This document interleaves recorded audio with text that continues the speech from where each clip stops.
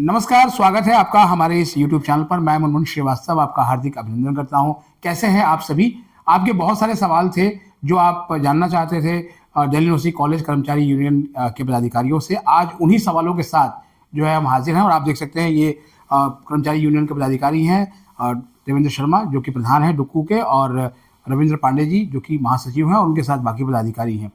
पहला सवाल देवेंद्र जी आपसे है, वो ये है कि एनटीए के तहत जो परीक्षा कराई गई थी उसके बाद एक लंबे चौड़ा आपका धरना चला, ताली भी बजी, थाली भी बजी और पूरा एकदम उधम काटा गया गेट नंबर 4 पे। उसके बाद से ऐसा लगता है जैसे स्लो बर्नर पे पहुंच गया है आपका आंदोलन। ना कॉन्ट्रैक्ट कर्मचारियों का भला हुआ, ना एनटीए के जो सेलेक्ट किए हुए कैंडिडेट थे उनकी ज्वाइनिंग हो पाई, और मामला अदालत में पहुंच गया। क्या कहेंगे आप? सर, जो एनटीए का एग्ज़ाम यूनिवर्सिटी ने लिया था, एक्चुअली यूनिवर्सिटी ने शुरू से ही कंट्रोवर्सी करी थी। हम 2019 में जब जीत के आए तब से लेके आज तक हम लोग ये डिमांड करते आ रहे हैं कि जिस कर्मचारी ने 15 साल या 20 साल काम कर लिया यूनिवर्सिटी सिस्टम के अंदर या किसी कॉलेज के अंदर, तो आज की डेट में सुप्रीम कोर्ट, हाई कोर्ट्स की रूलिंग्स आ रही हैं कि भाई जिस कर्मचारी ने और उसका रेगुलर नेचर का काम है और 10 साल 15 साल काम कर लिया तो उसको सिस्टम में रेगुलर किया जाए। लेकिन क्योंकि इस तरह का कोई जनरल नोटिफिकेशन नहीं है, सिर्फ कोर्ट के डिसीजंस आ रहे हैं, और हमने भी उनको बेस बनाया था कि बहुत सारे केसेज में अथॉरिटियां क्या करती हैं कि जो कोर्ट का बेस होता है उसको कोर्ट का बेस बनाकर फट से सर्कुलर निकाल देते हैं। लेकिन इस केस में क्या हुआ है, क्योंकि कॉन्टेक्चुअल एक पूरे हिंदुस्तान का मुद्दा है और बहुत बड़ा मुद्दा है, तो इन लोगों ने वीसी साहब से हमारी बात हुई थी पीछे, लेकिन सर्कुलर तो नहीं निकाला।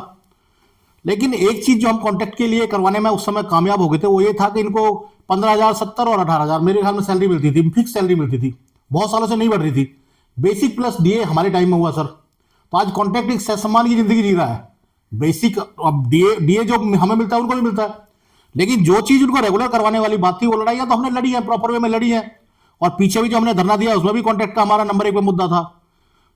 तो ये वाली चीजें चल रही हैं, और शायद पहली बार कोई सेंट्रल यूनिवर्सिटी ने अपनी फंडिंग एजेंसी को 2 लेटर भेजे हैं सर। एक पहला लेटर भेजा है कि हम कॉन्ट्रैक्ट को रेगुलर करना चाहते हैं, उसके बाद एक रिमाइंडर हमने भिजवाया कि हम कॉन्ट्रैक्चुअल को रेगुलर करना चाहते हैं, क्योंकि हमारा भी फंड कहीं से आता है, यूनिवर्सिटी को फंडिंग एजेंसी तो है नहीं सर, ये तो अकेडमिशियन है। तो इन्होंने भेजा है, और ये मेरे ख्याल में हिंदुस्तान के अंदर बोल रहा हूं मैं आपको, कोई यूनिवर्सिटी इस तरह का कर्मचारी संघर्ष नहीं कर रहे। हम लोग संघर्ष को ये मानते हैं, हम पॉजिटिवली तो कम से कम आगे बढ़ रहे हैं। चिट्ठियां गई, अब यूजीसी ना रिप्लाई करे उसको। लेकिन शर्मा जी ये तो है कि ये सच है कि धरना भी होता है, प्रदर्शन भी होते हैं, ज्ञापन भी सब कुछ होता है, तारीख मिलती है, लेकिन वो केवल औपचारिकता बन के रह गया है। सर, औपचारिकता ये आप मान सकते हो उसको, हम औपचारिकता नहीं मानते। लेकिन हमारा जो काम है, देखो हमारा काम है, हम अपनी मीटिंग करेंगे, एग्जीक्यूटिव बुलाएंगे, वर्किंग कमेटी बुलाएंगे, उसके बाद हमने जनरल बॉडियां भी की हैं, जो भी हमारे प्लेटफॉर्म है उसको यूज करते हैं। उसके बाद हम कर्मचारियों को बोलते हैं भाई आप हमारा साथ दीजिए, कॉन्ट्रेक्चुअल को बोलते हैं कि आप भी साथ आइए। कॉन्ट्रेक्चुअल को लेकर धरना दिया है हमने। लोग परमानेंट, आज की डेट में देश में जो हालात है, लोग परमानेंट कर्मचारी जो वो आंदोलन नहीं कर पाते, लेकिन डुकू एकमात्र दिल्ली के अंदर ऐसी यूनियन है जिसने कॉन्ट्रेक्चुअल को लेकर धरने दिए हैं, और ना आज तक हमने उनकी कभी सैलरी कटने दी है। प्लस उनके पक्ष में ही लिखा जा रहा है चिट्ठी। कल ये लोग भी कोर्ट में कहीं जाते हैं तो उनको बल मिलेगा कि भाई हमारी ट्रेड यूनियन लड़ रही है हमारे लिए, और ये बात सही है। तो फिर अगर ऐसा हो रहा है तो जो कॉलेजेस में नॉन टीचिंग स्टाफ है उसके मन में ये धारणा क्यों बन रही है कि जो डुक्कू है वो कहीं ना कहीं प्रशासन की गोद में बैठा है और उनकी तरफ उसका झुकाव ज्यादा? नहीं सर, ऐसी कोई बात नहीं है, ये तो एक मिथ्या हो सकता है। हमारे जो कर्मचारी, कल भी हमने अपनी एग्जीक्यूटिव की मीटिंग की है, हमारे को किसी कर्मचारी ने नहीं बोला खड़े होकर के कि भाई डुक्कू का झुकाव अथॉरिटी की तरफ है। हम लोग तो अथॉरिटी के एंटी काउंट होते हैं पहले से, 19 से लेकर आज तक भी हमारा, क्योंकि अथॉरिटी के खिलाफ अगर कोई आंदोलन कर पा रहा है तो ये वर्तमान पदाधिकारी। 2019 से पहले कोई आंदोलन नहीं होता था सर यहाँ। 2012 से के बाद कोई प्रमोशन नहीं यहाँ पर हो रही थी, कोई अपॉइंटमेंट यहाँ पे नहीं हो रही थी। आज की डेट में हजारों हजार प्रमोशन हुई हैं कर्मचारियों की, और इतने काम हुए हैं। बताओ, अभी लैब का हमने एग्जामिनेशन का रिवाइज करवाया है, अभी 1 साल पहले कराया था, 23 में कराया, 24 में कराया, और फिर अब करवा दिया रिवाइज। अच्छा, जो नई भर्ती और प्रमोशन है पॉलिसी, उसमें सबसे ज्यादा नुकसान ग्रुप सी और ग्रुप डी के कर्मचारियों का हो रहा है, उस पर कोई ठोस ध्यान नहीं है आपके यूनियन का? नहीं, नई भर्ती में नुकसान किसी को नहीं हो रहा सर। इस नुकसान क्या होता है, जो पे स्केल है, जिस कैडर का पे स्केल है वो उनको मिल रहा है। जो ग्रुप डी की पोस्टें थी जो ग्रुप सी में आज कन्वर्ट हुई हैं, उनको तो भारत सरकार ने खत्म किया है, उसमें तो हमारे हाथ में ही कुछ नहीं है। जो चीजें भारत सरकार ने एबोलिश कर दी है, पे कमीशन ने एबोलिश कर दी है, उनमें यूनियन क्या करेगी सर? यूनियन है, लेकिन उसमें भी मैं इतना आपको बता रहा हूं, जो हमारे बड़े प्लेटफॉर्म है, ऑल इंडिया लेवल के जो प्लेटफॉर्म है, उनमें हमने लिख रहे हैं हम गवर्नमेंट को, एचआरडी मिनिस्टर को लिख रहे हैं। 31/7 को एचआरडी मिनिस्टर से मीटिंग करके आए। तो जितना यूनियन का जो काम है उसको यूनियन ईमानदारी से कर रही है। अच्छा जी, एक सवाल जो है जो आप ही के कर्मचारियों ने भेजा है, ये इनोनिमस सवाल हमें मिले थे कि मान लीजिए किसी कॉलेज में सीनियर असिस्टेंट के सेक्शन ऑफिसर की प्रमोशन की बात है, तो जहां एक या दो ही पद हैं, आरोप है कि कई प्रिंसिपल जानबूझकर डिपार्टमेंटल प्रमोशन में अंदरूनी कैंडिडेट को फेल कराकर पोस्ट बाहर ले जाने की कोशिश करते हैं। इस खेल पर नॉन टीचिंग यूनियन का आधिकारिक स्टैंड क्या है?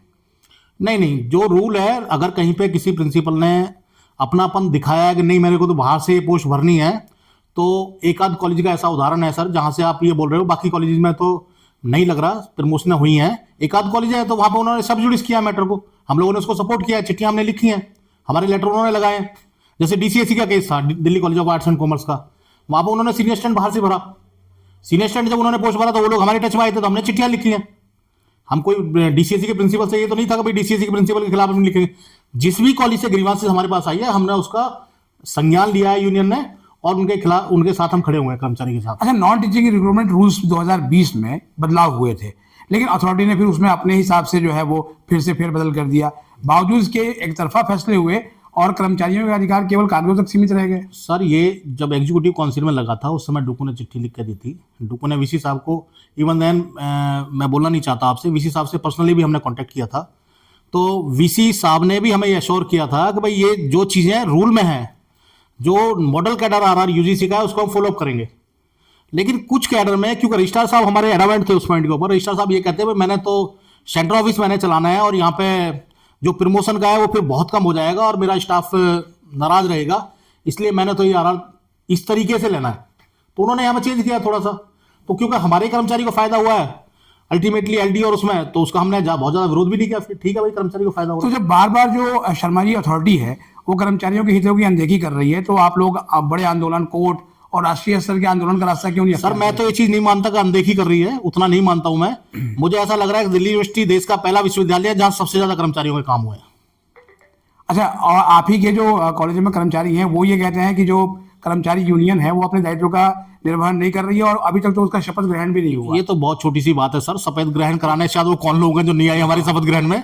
हमने दो जनरल बॉडियां कॉल की हैं, उनको जनरल बॉडी में खड़े होकर बोलना चाहिए था। जनरल बॉडी कॉल की है, और शायद पहले ऐसी जनरल बॉडी हम लोग करते हैं कि जो भी पर्ची मेरे पास आती है किसी की बोलने की, उन सबको हमने बुलवाया है।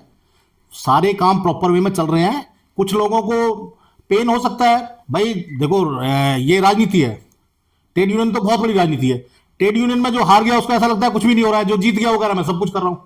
तो ये वाली पॉलिसी है। अदरवाइज डुकू अपना काम बिल्कुल ईमानदारी से कर रही है, ईमानदारी से हमारे काम हो भी रहे हैं।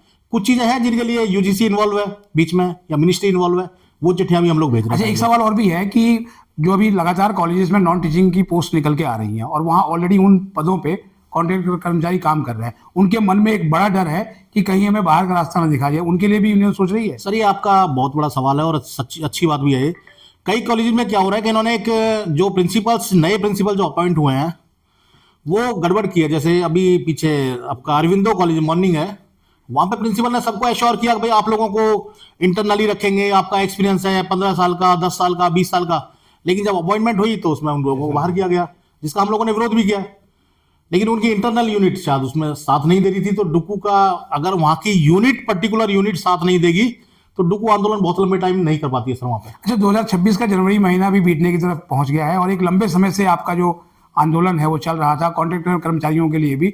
फिलहाल अभी जो है वो उनके गर्दन में जो तलवार लटकी थी वो तो अभी शांत है, लेकिन क्या आने वाले में दिनों में आपको लगता नहीं है कि फिर से जो है वो?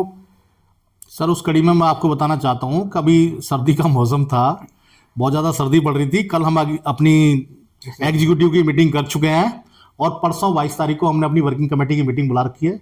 उसके बाद जो भी हार्ड डिसीजन हमने लेना है लेंगे। डुकू कभी बैक में नहीं जाती है, डुकू ईमानदारी से लड़ाई लड़ रही है। कर्मचारी को जो भी न्याय मिला है 2019 के बाद, हर कर्मचारी हमारा खुश है।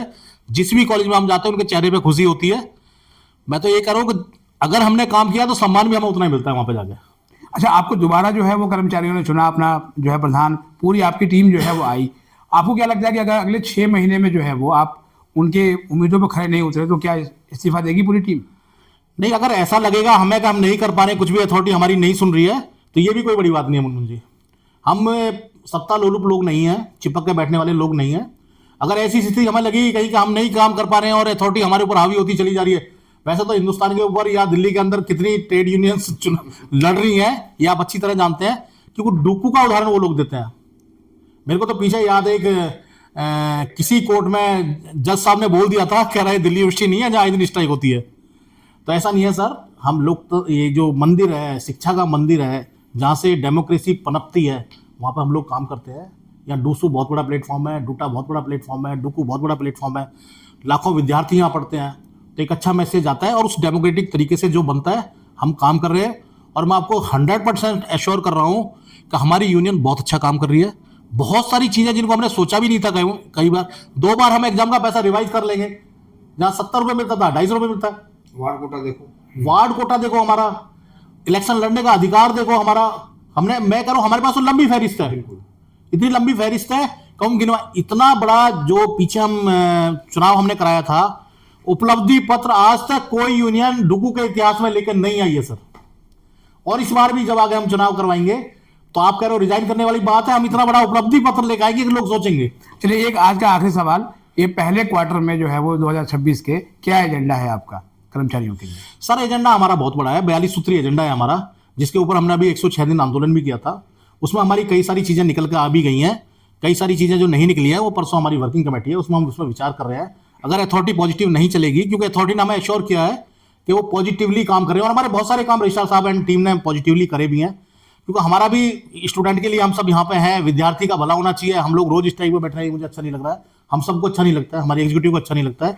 लेकिन अगर स्थिति ऐसी पैदा हो रही है कि यूनिवर्सिटी अथॉरिटी नहीं करेगी उन कामों को, तो हम फिर दोबारा रास्ता चुनेंगे आंदोलन का। जी, बहुत बहुत धन्यवाद देवेंद्र शर्मा जी और आपकी पूरी टीम का, आपने समय दिया और अपने ही कर्मचारियों के जो है वो सवालों के जवाब दिए। तो ये थे जी, आप कुछ बोलना चाहते हैं? जी सर, क्योंकि आपने एक कॉन्ट्रैक्ट का मुद्दा बोला जो है, हाँ, क्योंकि कॉन्ट्रैक्ट के हमने लंबा चौड़ा आंदोलन किया अभी 106 दिन का जो है, पीछे भी हमने धरना किया जो एनटीए के खिलाफ किया हमने जो है, तो एनटीए को हमने निरस्त कराया यहाँ से जो, क्योंकि एनटीए के अंदर जो है पीडब्ल्यूडी का रोस्टर नहीं था, हमने वो भी निरस्त कराया। उसके बाद हम वाइस चांसलर साहब से मिले, तो वाइस चांसलर साहब ने हमको आश्वासन दिया कि जितने मेरे कॉन्ट्रैक्ट के साथी यहाँ सिस्टम में लगे उनको छोड़कर हम ऐड निकालेंगे, उसमें जो कम्पीट करेगा कॉन्ट्रैक्ट का कोई साथी बाहर नहीं होगा, जो है उतनी पोस्ट निकालेंगे, जो है जो लगे हैं उनको नहीं निकालेंगे, बिल्कुल जो है जो बच्चों की पोस्ट है उनको निकालेंगे, और नीचे जो काम कर रहा है जूनियर असिस्टेंट जो है या लैब अटेंडेंट है, लाइब्रेरी अटेंडेंट जो है, उसको हम उसमें एडजस्ट करेंगे। फिर दोबारा जब ऐड निकले दोबारा नहीं, तो कॉन्ट्रैक्ट वाला साथी कोई भी बाहर नहीं निकलने वाला सिस्टम से मनमोहन जी। अच्छा, मतलब ये आप बिल्कुल श्योर है? ये वाइस चांसलर साहब ने हमको बोला है, वीसी साहब ने बोला है, तो अधिकारी ने बोला है, अधिकारी ने बोला हुआ है, जो यूनिवर्सिटी के मुख्य है वाइस चांसलर साहब, उन्होंने हमको बोला जो है, बड़े पॉजिटिव वे में बोला। हेल्थ सेंटर की सुविधा के लिए भी जो है, क्योंकि हेल्थ सेंटर का एक मुद्दा था, उसके लिए वाइस चांसलर साहब ने बोला, डीन साहब हमारे मौजूद थे वहां पर, श्री बलराम पानी जी जो है, उनके सामने बोला कि इसको रिवाइव करो, तो हम मिलेंगे, अभी डीन साहब से मिलेंगे। और हेल्थ सेंटर का मुद्दा जो है, क्योंकि हेल्थ सेंटर का मुद्दा इसलिए जरूरी है क्योंकि कॉलेज के अंदर वार्ड कोटा सब चीज हम कॉलेज के अंदर कर देते हैं, तो हम यूनिवर्सिटी सिस्टम को देते हैं, तो यूनिवर्सिटी सिस्टम भी हमको देंगे कि भाई हेल्थ सेंटर की सुविधा जब हमारे भारत के माननीय प्रधानमंत्री जी आयुष्मान भारत स्कीम जैसी स्कीम लेकर आए, तो मेडिकल की सुविधाएं, तो क्योंकि जो सेंट्रल गवर्नमेंट एम्प्लॉई उसके लिए सीजीएस का करता है, हम दिल्ली से कम थे, हम डब्ल्यूएस का, हम जब इतना बड़ा हॉस्पिटल बन रहा है यहाँ पे वाइस चांसलर साहब बना रहे, तो हम सेंटर की सुविधा क्यों नहीं लेंगे हम जो? ये भी वाइस चांसलर साहब ने प्रॉमिस किया था, डीन साहब भी मौजूद थे वहाँ पे जो है, उन्होंने बोला अभी डीन साहब से मिले, कह रहे 14 जनवरी की बात करेंगे, तो आगे हम आने वाले टाइम पे मिलेंगे और हेल्थ सेंटर की सुविधा भी बहाल करेंगे। जी, तो आपने सुना डुकू के प्रधान देवेंद्र शर्मा जी को, उनके महासचिव रविंद्र पांडे को, और उनका यही कहना है कि कॉन्ट्रैक्ट का कोई भी कर्मचारी जो है वो बाहर नहीं होगा, ये वो एश्योर करते हैं। अब देखना यह है कि आने वाले दिनों में साल 2026 शुरू हो गया है, और 2026 का साल जो है डीयू के नॉन टीचिंग स्टाफ के साथ जो है वो खुशियों की खबर लेके आता है, या फिर एक बार फिर जो है वो कहीं ना कहीं वो चले जाते हैं। हमारे चैनल पर नए हैं तो चैनल को सब्सक्राइब कर लें और इसे अपने दोस्तों के बीच शेयर करें। मिलते हैं एक और एपिसोड के साथ, तब तक के लिए नमस्कार। Thank you sir.